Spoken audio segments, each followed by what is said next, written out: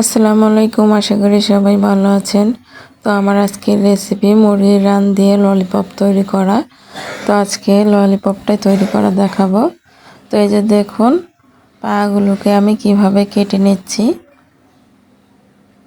একটু মনোযোগ সহকারে দেখলে কিন্তু আপনারা বুঝে যাবেন। তো এই যে দেখুন, এইভাবেই কিন্তু সবগুলো মুরগির পাগুলোকে এরকম করে নিতে হবে। তো এই যে মাংসটাকে উল্টিয়ে নিয়েছি, এরকম করে সবগুলো কেটে নিয়ে উল্টিয়ে নিতে হবে। তো দেখুন, আমি কিন্তু এভাবে সবগুলো উল্টিয়ে নিয়েছি।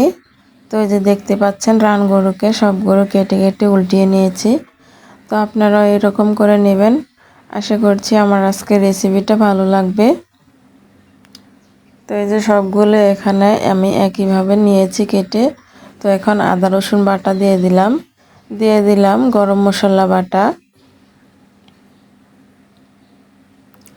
দিয়ে দিচ্ছি সয়া সস। আমার রেসিপিটা ভালো লেগে থাকলে অবশ্যই সাবস্ক্রাইব করে পাশে থাকবেন নতুন নতুন রেসিপি পাওয়ার জন্য। আর এখানে দিয়ে দিচ্ছি টেস্টি সল্ট। আর কমেন্টে জানাবেন আমার এই রেসিপিটা কীরকম হয়েছে। এখন আমি দিয়ে দিলাম এখানে চাট মশলা। তো এখন আমি দিয়ে দিচ্ছি লবণ। লবণটা আপনারা বুঝে শুনে দিবেন, কারণ সয়া সসে লবণ থাকে। দিয়ে দিলাম মরিচের গুঁড়া। এখন হাত দিয়ে ভালো করে মিশিয়ে নিব। মিশিয়ে নেওয়া হয়ে গেলে আমি রেস্টে রেখে দেব 20 মিনিটের জন্য। মাংসটাকে এখন রেখে দিব। আর আমি একটা ব্যাটার গলিয়ে নিব। তার জন্য এখানে নিয়েছি কর্নফ্লাওয়ার। কর্নফ্লাওয়ারটা আমার ঘরেই তৈরি করা, আপনারা চাইলে এই ভিডিওটা দেখে নিতে পারেন। তো এখানে আমি একটা ডিম নিয়েছি। আমি এখানে কর্নফ্লাওয়ারটা 2 চামচ নিয়েছি। আর এখন আমি ময়দা দিয়ে দিলাম এখানে 3 চা চামচ। এখন এখানে আমি দিয়ে দিচ্ছি পরিমাণ মতো লবণ। আর এখন ভালো করে মিশিয়ে নিব। দিয়ে দিলাম এখানে মরিচের গুঁড়া, দিয়ে দিচ্ছি অল্প একটু পানি। ভালো করে মিশিয়ে নিতে হবে। তো দেখুন, আমি কিন্তু ভালো করে মিশিয়ে নিয়েছি।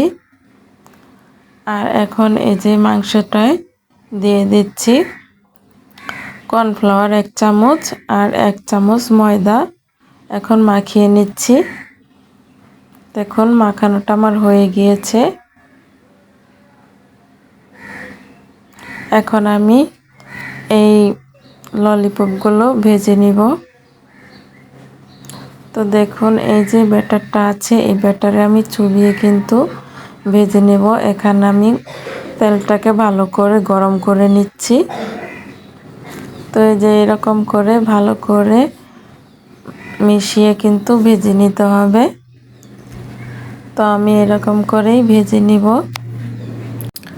আর একটু সময় নিয়ে এই ললিপপটাকে ভাজতে হবে। আমি একটু নেড়ে চেড়ে দিয়েছিলাম। তো নেড়ে চেড়ে ভালো করে লাল লাল করে ভেজে নিব। তো দেখুন, আমার কিন্তু ভাজাটা হয়ে গিয়েছে। এখন আমি তুলে নিচ্ছি। একইভাবে কিন্তু আমি সবগুলো ভেজে নিব। তো এই যে দেখুন, এখানে আমি কিছু ভাজার জন্য দিয়ে দিলাম। তো এই যে দেখুন, ভেজে নিয়েছি আমি। তো এরকম করে সবগুলো ভেজে নেব। আর এটা খেতে কিন্তু খুবই মজাদার। এই রেসিপিটা ফলো করে আপনারা বাসায় তৈরি করে খেতে পারেন। তো সবাই দেখতেই পাচ্ছেন কতটা সুন্দর হয়েছে এই মুরগির ললিপপটা।